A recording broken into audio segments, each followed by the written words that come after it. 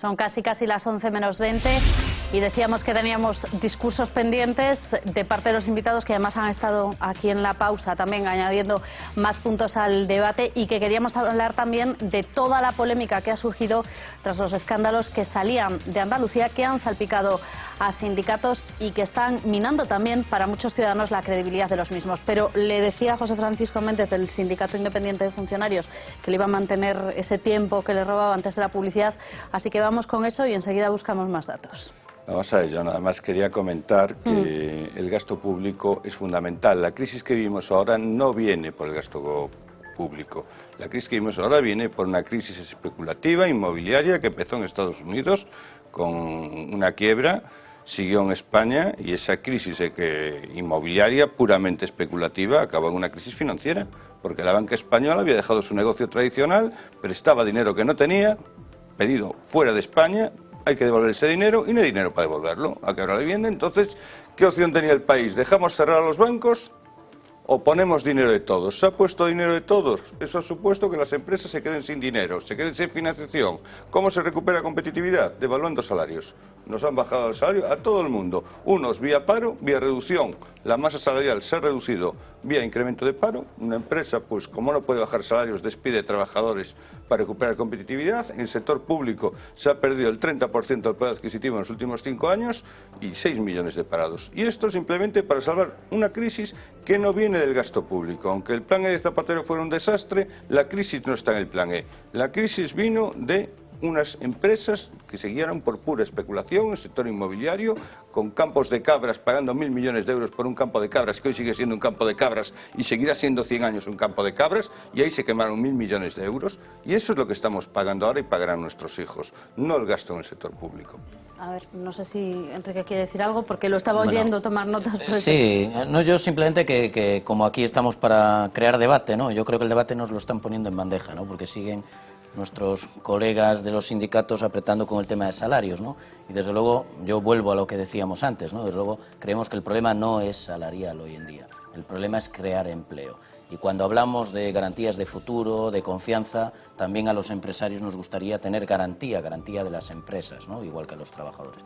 Y hoy en día no se puede ofrecer, por desgracia, en España, garantía de casi nada, ¿no? Menos de viabilidad a futuro. Por lo tanto, creemos, como decía Rubén, que hay que ser más atractivos, sobre todo las empresas, que son un buen número de las empresas gallegas hoy en día están saliendo al exterior, algunas ya estaban implantadas fuera de España y se necesita competir. ¿Con quién? ¿O contra quién? Contra India, contra China, contra Brasil, contra Rusia, contra Vietnam.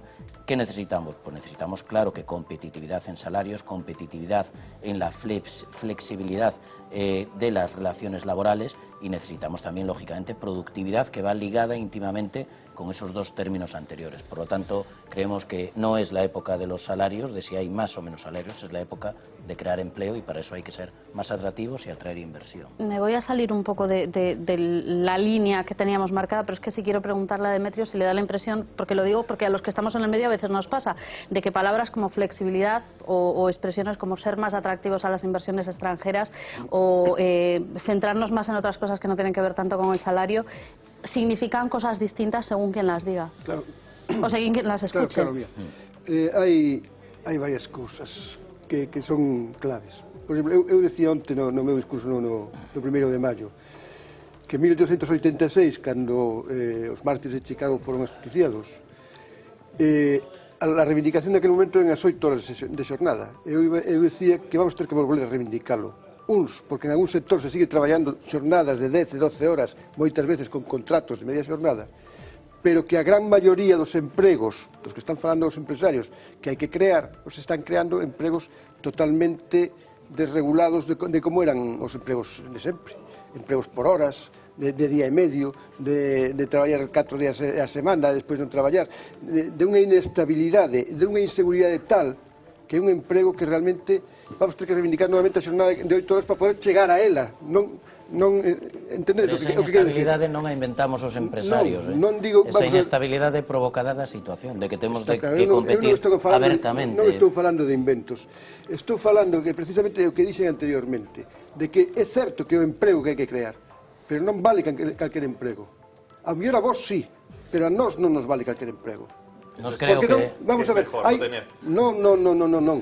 Que nós pensamos que se pode crear emprego de certa calidade. Que se pode crear emprego que dé garantías á xente. Porque no seu momento se inventou, tamén era a parte propositiva dos empresarios europeos, a flexiseguridade. E a parte da flexibilidade, esa avanzou moitísimo. Pero, sin embargo, a seguridade que tiña que acompañar a esa flexibilidade non avanzou. Avanzou tamén a falta de seguridade. Cada vez hai menos xente con prestacións que podan suplir precisamente as consecuencias desa flexibilidade. Disminuyen as prestacións por desemprego. Aumentan cada vez máis a xente que non ten ningún tipo de prestación, porque o paro pasa a ser de longa duración, se rematan os subsidios e rematan as axudas e quedan sin nada, e dependen da solidaridade familiar, da beneficencia, etc. Entón, é certo que hai que crear emprego, lóxicamente, non estamos reivindicando o emprego, pero calquera emprego non vale, porque non vale para a economía, porque un emprego que non supón ingresos e garantías para os traballadores e para as traballadoras e para as familias non move económicamente a sociedade. E moitas empresas, é certo, están saindo ao exterior, están buscando os mercados fora, se está exportando moito, pero a inmensa maioría das empresas españolas dependen do consumo interno, do mercado interior, non exportan, non poden exportar. E se ese mercado interior, ese mercado das familias non se dinamiza inyectando cartos, a economía non se vai a desenvolver en ningún momento. Vamos tardar moitos anos en sair desta crise. A ver, José Francisco quería decir algo y me imagino que Rubén también. Así telegráfico para no liarnos mucho con este tema, ¿no? Es decir, hay en España empresas modélicas. No voy a hacer propaganda comercial, pero hay una serie magnífica de empresas que han retornado los centros de trabajo a España desde China. China hoy está perdiendo competitividad en bajo coste hacia Camboya, hacia Laos. Nosotros no vamos a competir con Camboya y con Laos. Nosotros igual lo que tenemos que plantear cuando se plantea de renovación sindical es ir igual al modelo inglés. Y decir, mira, esta multinacional que ha tenido tantos millones de euros de beneficio ha cerrado 5.000 puestos de trabajo en España porque ha llevado la asistencia telefónica a Marruecos o a Chile. Y nosotros no vamos a competir en salarios con Marruecos y Chile. Pero igual sí, estoy de acuerdo que va vinculado al otro, que la acción sindical nuestra, igual tenemos que seguir el modelo inglés cuando fue la Nissan y lanzarla a Community Manager y periodistas. Y entonces que los 22 millones de trabajadores pues sepan que determinada empresa tiene esta práctica laboral y para ahorrar X euros en salario cierra aquí. O coger, como somos gallegos, coger o me atienden en mi idioma o no sé hablar castellano, ¿no? Es decir, como formas de defensa, porque no todo es competitividad salarial. Y de hecho, los buenos empresas, sectores de alimentación, con empresas punteras, con unas condiciones de trabajo, pues francamente buenas. Hay que decirlo alto y claro. Es decir, desgracia que tenemos, nosotros orgullosísimos de las grandes empresas que tenemos en España y que funcionan muy bien. Ahora, junto a eso, tenemos piratas, como hay a nivel sindical, pero aquí nos toca partes iguales. Y tenemos prácticas inaceptables, como es la de teleasistencia, de atención telefónica de las grandes operadoras. Hay alguna honrosa extensión, pero el resto, prácticas, pues bueno, demenciales. A ver, Rubén. Sí, bueno, solamente a comentar dos cosas. Una, el gasto público que decía, bueno, que solamente había sido de 4 espabilados que se habían llevado como la bolsa de todos, ¿no? Con maniobras especulativas. Yo creo que hace falta solamente dar una vuelta por España para ver quién empujó también ese tipo de gasto o de inversión, porque realmente los grandes presupuestos no fueron de vivienda, que siempre se indica lo mismo, ¿no? Es que se construyeron muchísimas viviendas, pero hay que ver puentes, aeropuertos, aves, infinidad de obra pública, que eso sí que salía del dinero de todos, ¿no? Y aparte están los datos ahí del crecimiento del gasto público antes de rescate a banca, antes de recesión económica. Solamente hay que verlo no solamente en España, sino en el conjunto de la Unión Europea, ¿no? Y respecto a lo de ser atractivo, yo no, y creo que nadie está en esta mesa, yo creo que cualquiera que nos vea, yo creo que nadie está de acuerdo en que ser atractivo sea porque queramos ser baratos. Yo creo que nadie quiere eso, absolutamente. Pero lo que nosotros desde AGE lo hemos dicho, tener, por ejemplo, una legislación que sea infinitamente más clara, una seguridad jurídica de cuando vas a contratar a alguien. Yo necesito una asesoría, porque realmente si necesito contratar a alguien me vuelvo loco con todos los contratos laborales que hay, porque si es de formación, pero no es que es hasta 4 horas, recuerda que tiene 10 días de... O sea, es un cacao tremendo. Y lo que hemos dicho es, oiga, simplifiquen. Y cada vez que se ha dicho simplifiquen los contratos laborales, por ejemplo, los sindicatos han llevado las manos a la cabeza, porque cada vez que se habla de reformar, lo que tú comentabas antes, ya semánticamente es, oye, no, reformar implica reducción de los derechos laborales, etcétera. No, no, no, de veras, reformar, actualizar, mejorar el Estatuto del Trabajador es del 82. Más o menos, 82. Y ya han pasado unos años. Yo creo que hay que darle, no un parche, hay que darle una buena reestructuración. Pero y habrá que sentarse... O estatuto reformouse 50 veces, 60 veces entón, que non é 12 táctico de ese julio entón, de 2012. La última Cada vez que hai unha reforma se modifica Pero son o estatuto. son parches. La estructura del árbol al final es el mismo. Y respecto a lo de la seguridad, y lo comentaba Enrique muy por encima antes, es que el modelo ha cambiado. A mí me encantaría saber que mi empresa va a estar 20, 30 o 50 años y creciendo y generando empleo. Encantado de la vida. Pero es que ese modelo no existe. Es que antes uno entraba en una empresa que podía llamarse Kodak y sabía que se iba a jubilar en esa empresa, pero es que ahora entras en una empresa que es ahora mismo pues Google, que es lo más, y a lo mejor dentro de 8 años no existe. Nosotros sobrevivimos a las empresas, y antes era al revés. Entonces, tampoco eso de, no, es que claro, la gente no tiene seguridad. A mí me encantaría saber, pues eso, dentro de 20 años, porque incluso a mí me permite saber, tener esa previsión, pero es que los sectores cambian, y cambia demasiado rápido como para estar diciendo, no, es que claro, la gente está insegura, claro que lo sabemos, pero lo sé yo. Es decir, yo también para pedir una hipoteca, si la empresa me va mal, digo yo, oh, luego no puedo pagar mi vivienda.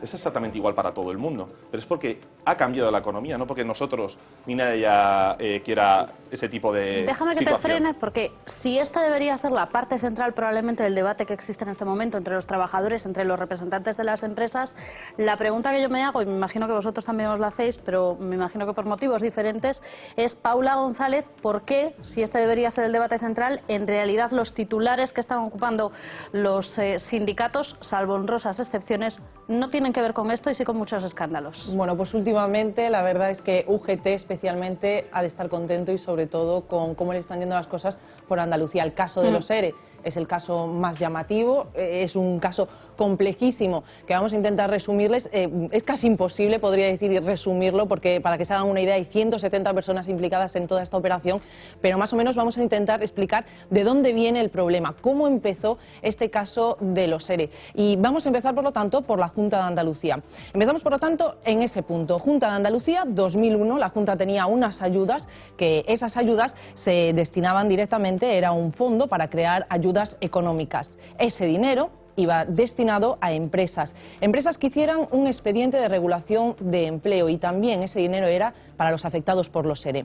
Pero de repente aparece Mercasevilla. Es una empresa en la que se detectan prejubilaciones fraudulentas. ¿Por qué? Pues porque había intrusos, lo que se conoce como intrusos, que es gente que se incluía en el ERE, pero que nunca había trabajado en esa empresa. Bien, por lo tanto, ¿qué se está investigando en este momento? Pues por un lado se están investigando las ayudas injustificadas a empresas, una suma que supera ahora mismo los 70 millones de euros, algunas de esas empresas serán incluso de exconcejales del Partido Socialista, y por el otro lado se están investigando a esos intrusos, que son más de 120 personas con un fraude superior a los 12 millones de euros. ¿Cuál es el verdadero negocio de todo esto? Bueno, pues son las comisiones. Las comisiones pueden significar una pizarra aparte. Vamos a volver a empezar, por lo tanto, y empezamos nuevamente con la Junta de Andalucía, que da dinero a esas empresas, a esos expedientes de regulación de empleo. ¿Y quién se llevaba esas comisiones? Pues por un lado las aseguradoras. Ese dinero no llegaba para los expedientes de regulación de empleo, y se iba para aseguradoras que financiaban los expedientes, los ERE, a los sindicatos que buscaban empresas en crisis para aumentar el negocio, a los abogados que tramitaban los ERE y a altos cargos de la Junta que percibían comisiones de los mediadores. Bien, esto, como decía, es un complejo mucho más entramado en el que hay drogas, hay muchísima gente implicada, hay incluso una operación dentro de esta gran operación del caso de los ERE, pero hay tres personas que podrían considerarse como el cerebro de la trama.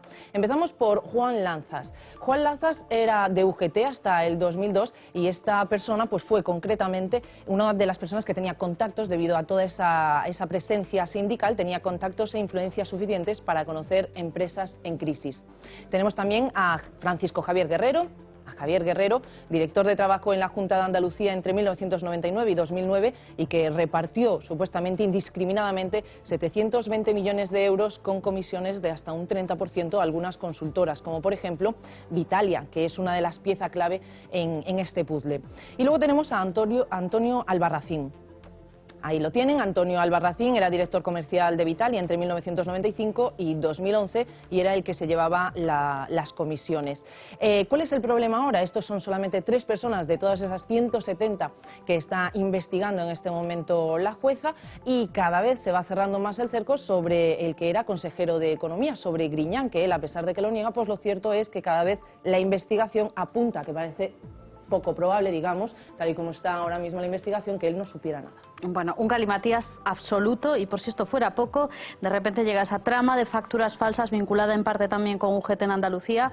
El sindicato se supone que desviaba fondos, en este caso a desempleados, a otros temas. Aquí se ha hablado de gastos en movilizaciones, de congresos, incluso de esos maletines falsificados que tanta tinta han traído también. Y luego el escándalo de los cursos de formación. La Unidad de Delincuencia Económica y Fiscal y la Fiscalía Anticorrupción hablan en este caso, bueno, pues de un escándalo que podría alcanzar incluso los 2.000 millones de euros. Estamos hablando de bastante más que lo que se habla en los expedientes de regulación de empleo fraudulentos, supuestamente fraudulentos, y hablamos de 2.000 millones solo entre el 2009 y el 2011. Y todo esto ha empezado con inspecciones rutinarias de la Tesorería de la Seguridad Social en Málaga. Ahí empezó la cosa, y a partir de ahí se habló incluso, bueno, de que había firmas que no existían o que estaban inactivas, que recibían las subvenciones para los cursos de formación y que después desaparecían o se liquidaban, de cursos simulados o pocas veces impartidos. Bueno, de esos fondos de formación profesional para el empleo, que vienen de lo que pagan los empresarios y los trabajadores, también del Fondo Social Europeo y de las administraciones públicas, en este caso gestionados a través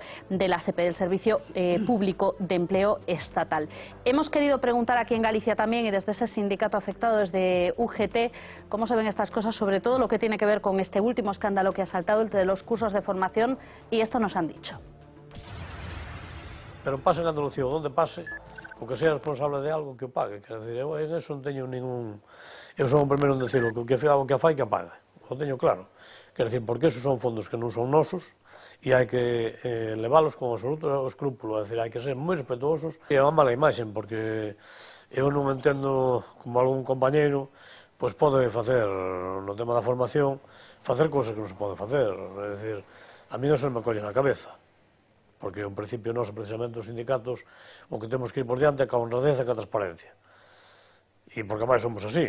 Outra cousa que teñas algún garbanzo negro e che suban a un sitio e teñas un problema como o que sucedeu aí, porque onde parteu unha parte do problema xa era un compañero que foi expulsado do sindicato, o primeiro tema que se dou, creo que era o Juan Lanzas e, bueno, foi nos primeiros casos, pero xa era unha persona que estaba expulsado do sindicato. Bueno, antes hablábamos de si hay o no hay esa campaña de demonización, luego entraremos también más allá de estos escándalos, de si existe o no existe, de si se percibe, pero a mí me gustaría saber si a nuestros representantes sindicales aquí en esta mesa les sorprende que estos temas, que apuntan directamente a sindicatos, que no solo, pero hoy estamos hablando de sindicatos, ocupen tantos titulares. José Francisco, empiezo contigo. Vamos a ver, a mí primero me parece una criminalización indebida, ¿no? ¿Una causa general, como se dice? No, una causa general no, una criminalización. Ahí, de manera ostensible, en Andalucía hay un problema enorme de corrupción política.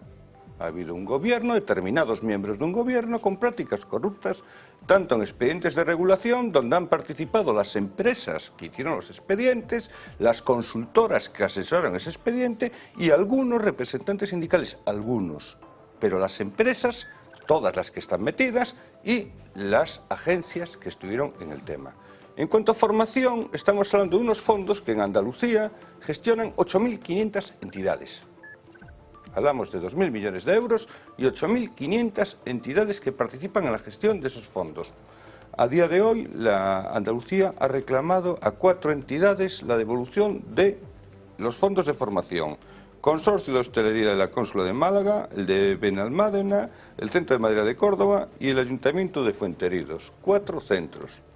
4. Oye, que mañana aparecerán 400 en un sindicato. Pues no te digo que no.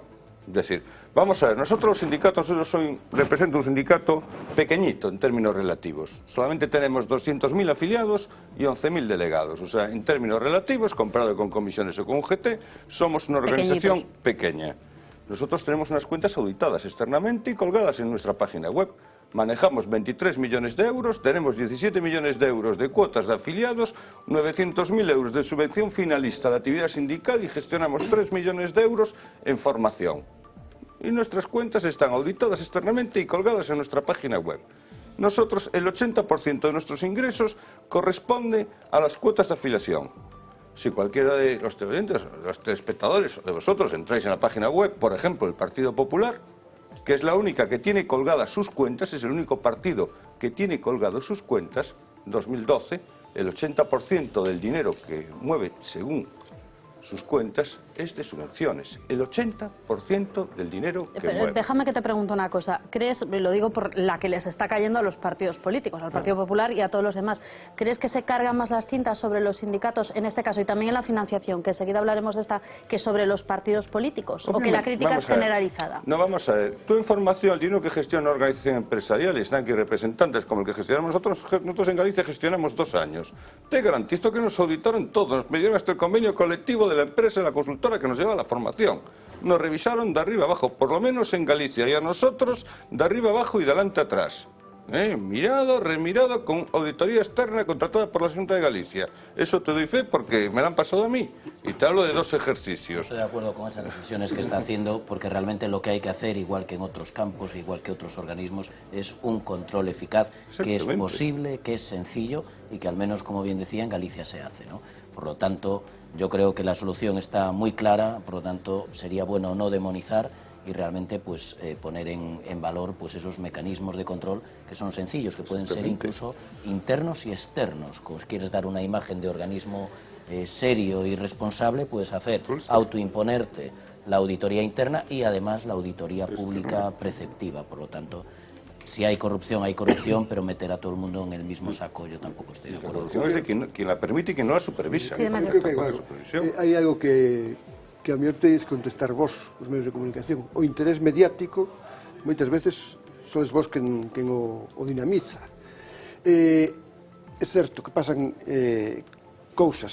Aparentemente, a información é que en Andalucía están pasando o tema dos seres, que no conxunto do Estado pode haber ese tema da formación, pero, como decía José Francisco, nós tamén, se entrar na página da Confederación de Comisións Obreiras, temos colgadas as nosas contas. Todo, os gastos, os ingresos.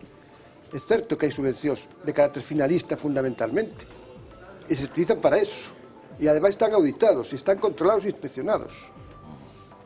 Por exemplo, no caso das organizacións empresariais, dependendo do sector, pero, por exemplo, dentro da Confederación de Empresarios de Galicia, o sector metalúrxico, a maior parte dos seus fondos para a formación proveñen das cuotas que pagamos os empresarios.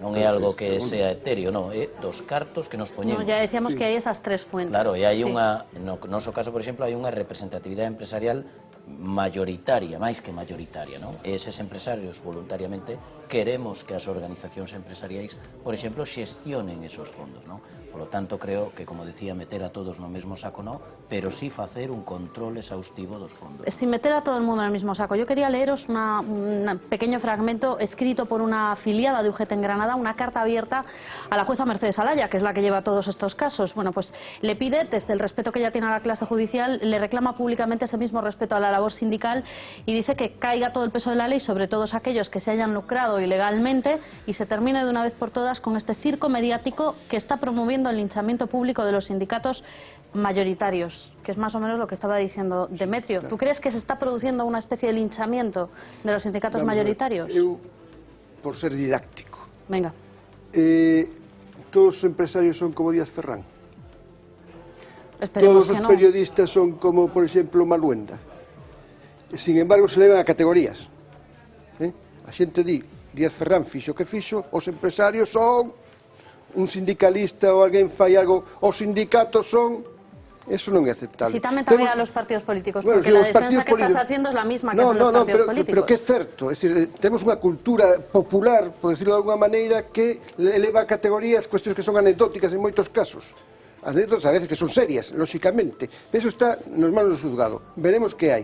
Pero as responsabilidades van ser posiblemente individuais, porque, por lo que é por parte dos sindicatos de clase, non hai trama organizada. Non somos organizacións para delinquir, ni moito menos. Todo o contrario. Todo o contrario. Que pode surdir, como decía o compañeiro da UGT, que alguén fixera algunha falcatrurada, que o pague, lóxicamente. Pero non se pode decir que porque haxa alguén que faga algo, todos sexamos así. Porque non é certo. Hai É falso. Quero decir que o tema da formación, Se está formando a miles e miles de traballadores, actualizando os seus coñecementos, preparándoos para as novas tecnoloxías, para o novo tipo de traballo que leva a nova economía, e iso é, ademais, pagado co que se desconta nas nóminas. Os pagan os empresarios e os pagamos os traballadores. E son cartos nosos, e participamos aí, lóxicamente, porque nós queremos controlar que se fai cos cartos nosos. E iso non pode ser criminalizado, ni moito menos. É un Pero dereito... se criminaliza, perdona que te interrumpa otra vez, ¿se criminalizan los cursos de formación o se está criminalizando, no voy a utilizar esta palabra, o se está cuestionando la manera en la que se gestionan esos fondos?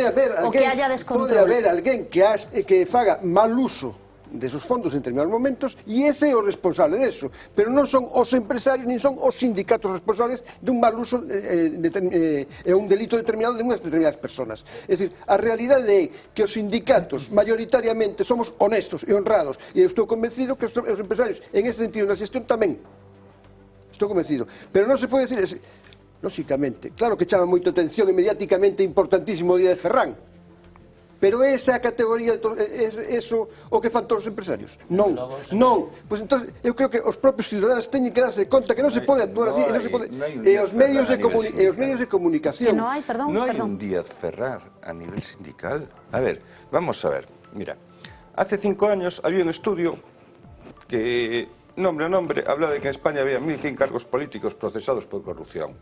Hoy ya perdemos la cuenta. Hoy ya los 1.100 los tenemos en Galicia. ¿Ven? Se habla de escándalo y de causa de formación de sindicatos. ¿Cuántos procesados hay?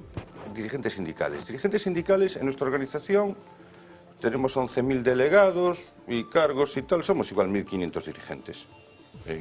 Aquí de lo que estamos hablando, igual estás hablando con rango de dirección del sindicato en todos los sectores, provincias, comunidades autónomas.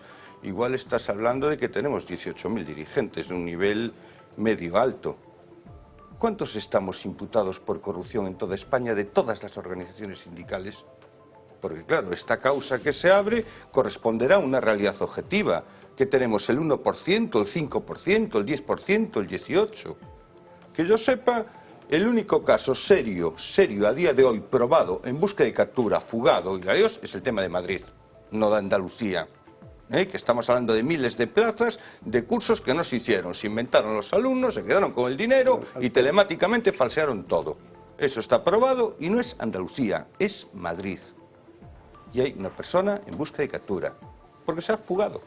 Yo quería decir en relación con ese tema que, bueno, no Díaz Ferrán, cuando aludís a Díaz Ferrán, Díaz Ferrán el problema que tiene no es con la COE y con nosotros. El problema lo tiene él en sus empresas. ¿No? Sí, perdón, me vas a dejar aquí que apostille, es que como lo estamos dando también al mensajero, déjame que apostille aquí. Efectivamente lo tienen sus empresas, pero este señor que tiene un problema con sus empresas fue el representante de los empresarios. Y dejó de serlo. Sí.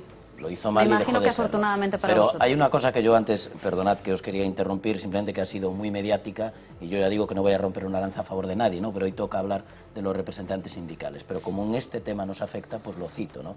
Y es que salió en titulares, en un medio muy conocido y con gran escándalo, Dios mío, que resulta que los sindicatos, que en este caso nosotros también, aunque no salíamos las organizaciones empresariales en la noticia, se quedan con el 20% de los fondos de formación para sus gastos. Y hombre, y eso es tergiversar y es demagogia pura, porque ese 20% que salió en titulares en un periódico de tirada nacional y en primera página es para la luz, el agua y la persona que tiene que abrirla a los alumnos para que puedan entrar, para la limpieza, y decir, los gastos que es normal que se imputen ahí. Solo faltaría que eso no fuese así, a ver en dónde se realizan los cursos de formación. Por lo tanto, yo mi apreciación, y obviamente soy un estudioso del tema por la cuenta que me tiene, se está haciendo pues gran demagogia con ello. Bueno, vamos a dar más datos, Paula, porque dado que queremos saber de dónde sale el dinero, tanto de los sindicatos, hemos hablado aquí en otras ocasiones, en otros programas, pues por ejemplo de la financiación de los partidos políticos.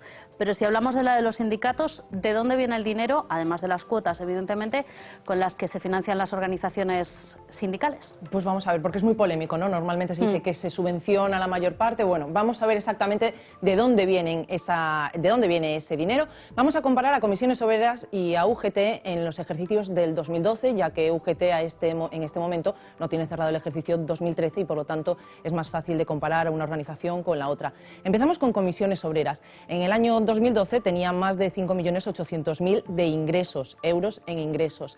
De esos ingresos la mayor parte provenía de cuotas de los afiliados, de diferentes tareas que hacen, de actividades, de representación jurídica, etcétera, y el resto, ese 20%, 30% restante, por lo tanto pertenecía a las subvenciones. De las subvenciones no todo es para cursos, la mayor parte también son para cursos de formación y otro porcentaje es para los gastos que tiene el sindicato en representación en los más de 50 organismos en los que está representado, instituciones en las que está representado. Por lo tanto, gastos derivados de esa representación y también cursos de formación. Hay que mencionar que Comisiones Obreras decía que sí que ha cerrado su curso 2013, el ejercicio 2013, y en ese 2013 podemos destacar que el número de subvenciones se disminuyó, 600.000 euros menos recibió el sindicato en el 2013 en subvenciones.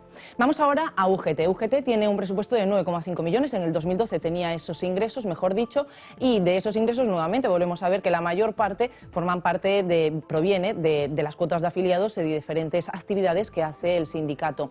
La minoría, ese 24,5%, proviene de subvenciones y de esas subvenciones nuevamente la mayor parte vuelve a ser para cursos de formación y la minoría de ese porcentaje se refiere por lo tanto a esos gastos de representación que tiene. Nuevamente en este caso no podemos suministrarle los datos de la CIGA porque no se nos ha sido suministrados a nosotros.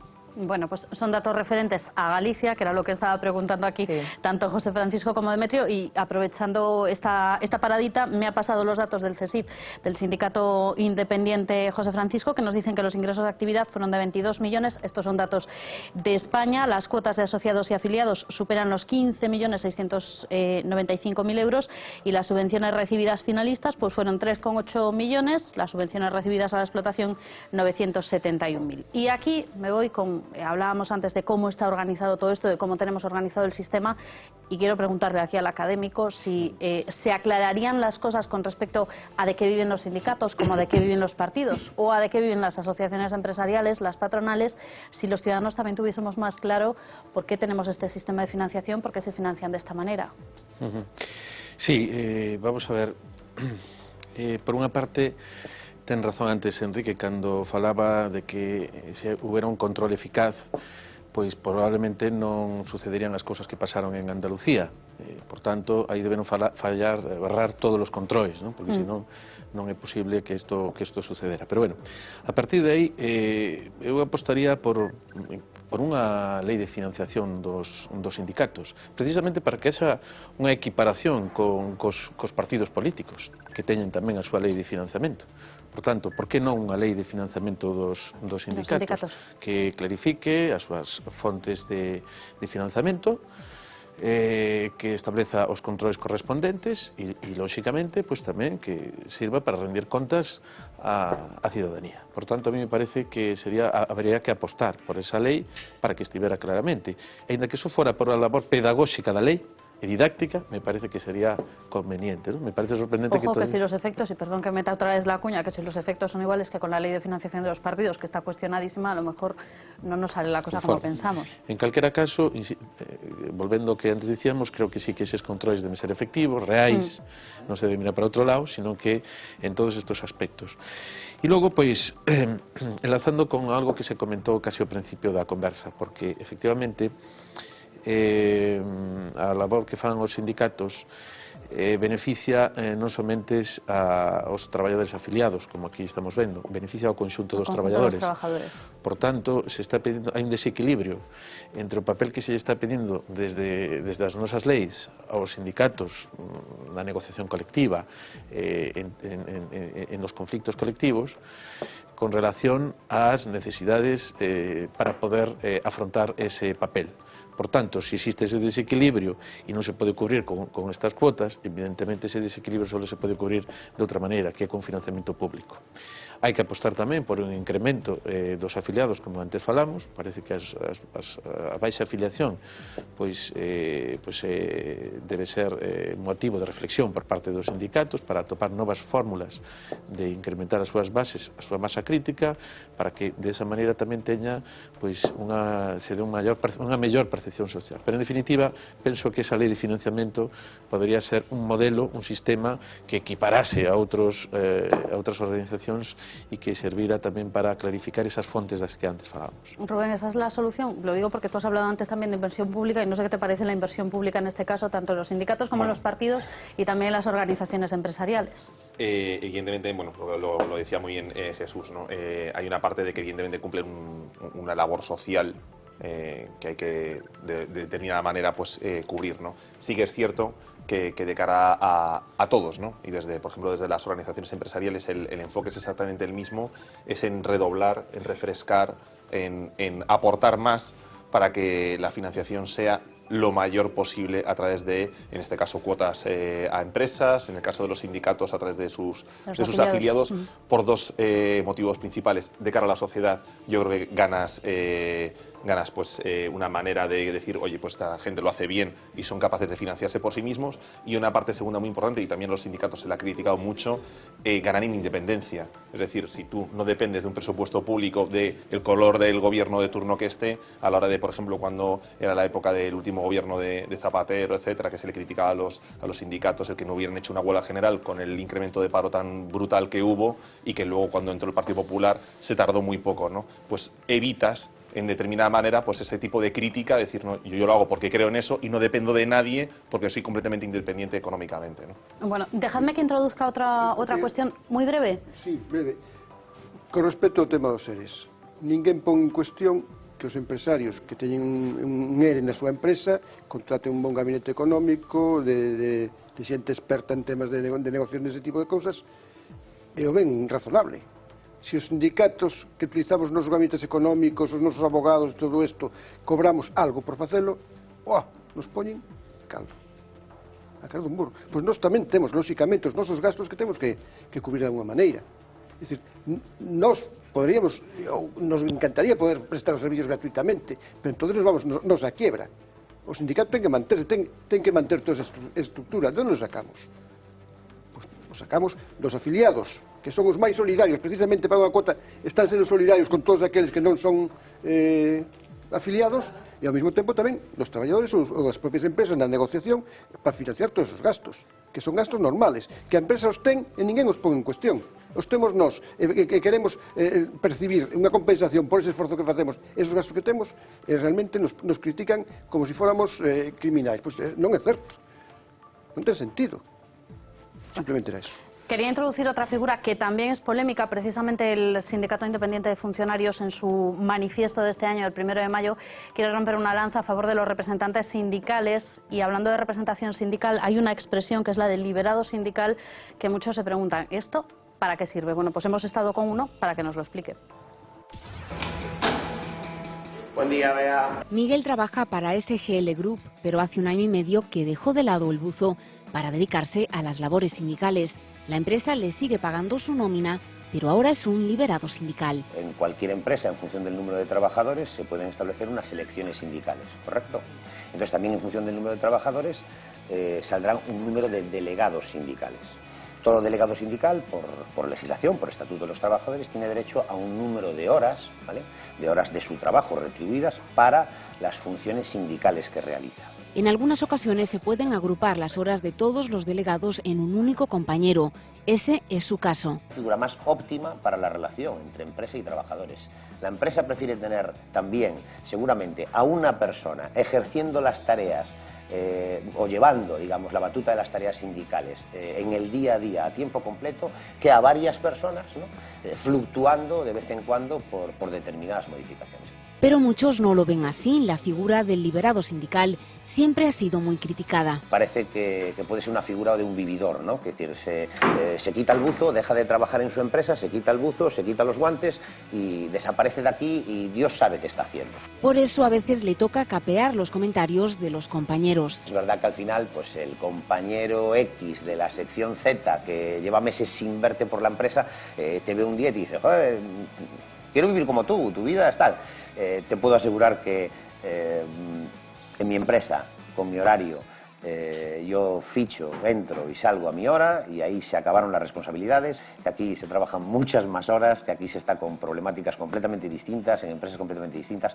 El oscurantismo en torno al número total de liberados sindicales tampoco ayuda a mejorar la imagen de estos trabajadores. Creo que es una recapitulación de datos, o sea, para mí no debería de ser tan difícil de facilitar esa información. Pero lo es, para los sindicatos es uno de los secretos mejor guardados. Este programa no ha sido capaz de conseguir ninguna cifra al respecto. Las especulaciones hablan de hasta 57.000 en toda España. Bueno, y la pregunta que le hago, claro, a los sindicatos, que tendrán compañeros que sean liberados sindicales, ¿por qué existe, o es un problema de que ha habido muchos abusos al respecto, esta especie de, decía, lapidación? Miguel utilizaba incluso esa palabra, decía que a veces se lapida a los liberados sindicales. Por esta sensación de que se vive muy bien siendo un liberado sindical. Estás con uno delante.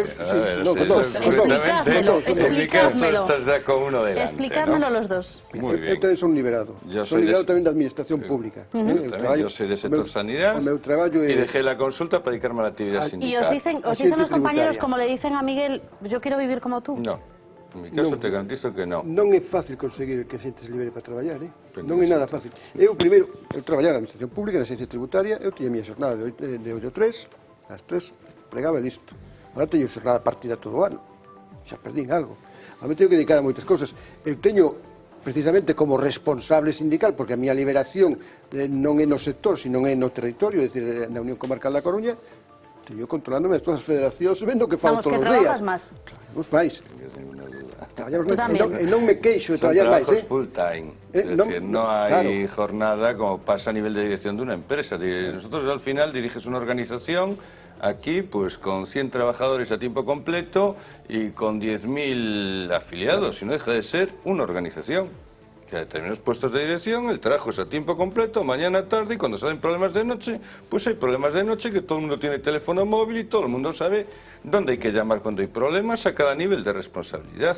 Y tenemos unos problemas enormes en determinados sectores para conseguir gente que deje su profesión. Tú imagínate, el colectivo médico, pues un médico no deja el ejercicio de profesión porque 4 años para volver al puesto ya no está actualizado. Es complicado encontrar quien lo haga, o está a final de vida laboral o unas circunstancias así, pero no es fácil encontrar quien lo haga.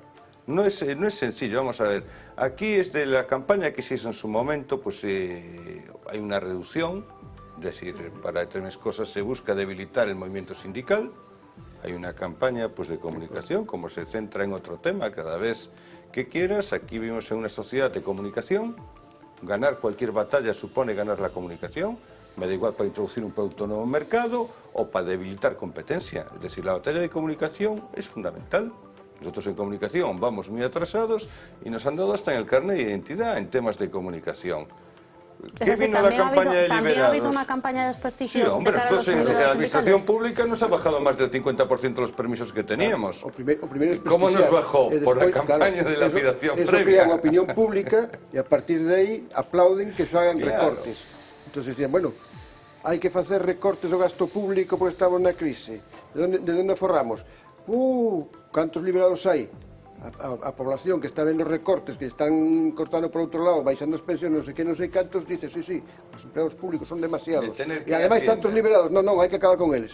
Eso, vamos, demagóxicamente funciona de maravilla. O goberno ditamina que de repente todos os liberados a traballar ao posto de traballo, cando a gran maioría son por acumulación de horas, non por outro tipo de acordos, que tamén existen outros acordos mínimos en canto a número de liberados. Vamos, a lei estipula perfectamente cantos pode haber. Porque según o número de traballadores das empresas hai un número de horas determinadas Le voy a preguntar al lado de las empresas. Le voy a preguntar al lado de las empresas. Un momento. Le pregunto, pero antes una matizada, una información que dice sí que no comparto. Vamos a ver, en el sector público, tanto a nivel de administración del Estado como de comunidad autónoma, hay un registro de permisos. Yo de memoria no te lo he traído, pero te lo traigo. Hay un registro de permisos. Todos los permisos sindicales están registrados. Los sindicatos no nos han facilitado el dato. Yo no tengo problema ninguno, no me lo has pedido, te los hubiera traído. Están con registro, tanto Administración General del Estado como Comunidad Autónoma. Está todo registrado, nominal, con todos los datos. Eso no hay, es un tema absolutamente transparente en el sector público. Pues aquí, desde luego, nos ha resultado absolutamente imposible conseguir un dato de decir, hay tantos miles de liberados Pues el sindicales. acuerdo autonómico es de 2013, es público, publicado en el Diario Oficial de Galicia. El número de permisos que existen está publicado... En la Administración Pública. En la Administración Pública, está publicado en el Boletín Oficial del Estado y en el Diario Oficial de Galicia, en la Comunidad Autónoma. ¿Y en el resto de los sectores, en el sector privado? El otro es más complejo, pero el público... É complicado. Sí, pero público creo que non. Non, público non, pero quer dizer que é variable tamén. Porque as situacións non son permanentes. As acumulacións de horas non duran a mellor todo o mandato. Pode ser unha parte de tempo. Está negociando o convenio en este momento e entón nos que están na mesa negociadora se concentran as horas de todo o mundo para que poda. Non é fácil telo, non é fácil ter esos datos. Esto es la respuesta que nos han dado los sindicatos. Claro. La prioridad la pueden dar los empresarios, que no tienen su registro también. Empresas con un volumen de traballadores suficiente para ter acumulación de horas que permitan liberar a alguén, de repente pola crise regular un emprego, hai un número moito menor de representantes que xa non permite acumular ese liberado que existía, deixa de existir, por exemplo. Agora, eu estou de acordo que como aquí estamos para debatir e para mellorar, eu non o teño claro. Eu non teño claro ese nivel de información sobre os liberados que existen en cada sector, non? Por lo tanto, penso que aí sí podemos mellorar, e si as centrais sindicais sí poden facer, o mellor o caso público pois será unha excepción, pois unha mellora de comunicación e de que sexa máis sencillo chegar a esa información, non? Eu podo falar polos sectores que coñezo ben que esa información, como ti ben decías, non é sencilla de obter, non? Agora ben, o que si eu creo, como decía eso, en ánimo de mellora e de progresar todos pois, como sociedade, si é certo que a veces determinadas condutas de determinados representantes sindicais, igual que empresarais, como pode ser o caso de Díaz Ferrán, fan moito daño, non? Probablemente un daño expansivo para o que poida representar en número, non?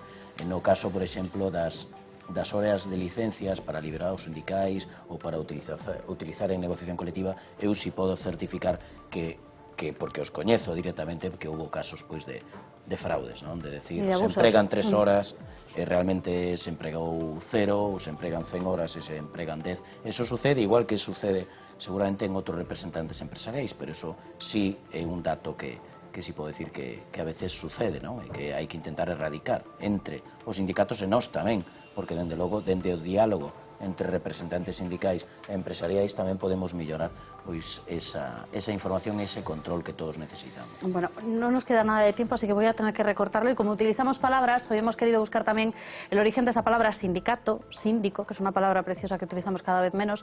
Sindical, ¿de dónde viene todo esto? Se lo hemos preguntado a nuestro experto en diccionario para que nos aclare de qué hablamos cuando hablamos de sindicatos. El sustantivo sindicato forma parte de una familia léxica en cuya cima está la voz síndico. Esta es evolución del latín syndicus, abogado y representante de una ciudad, que a su vez procede del griego síndicos, defensor y miembro de un tribunal administrativo.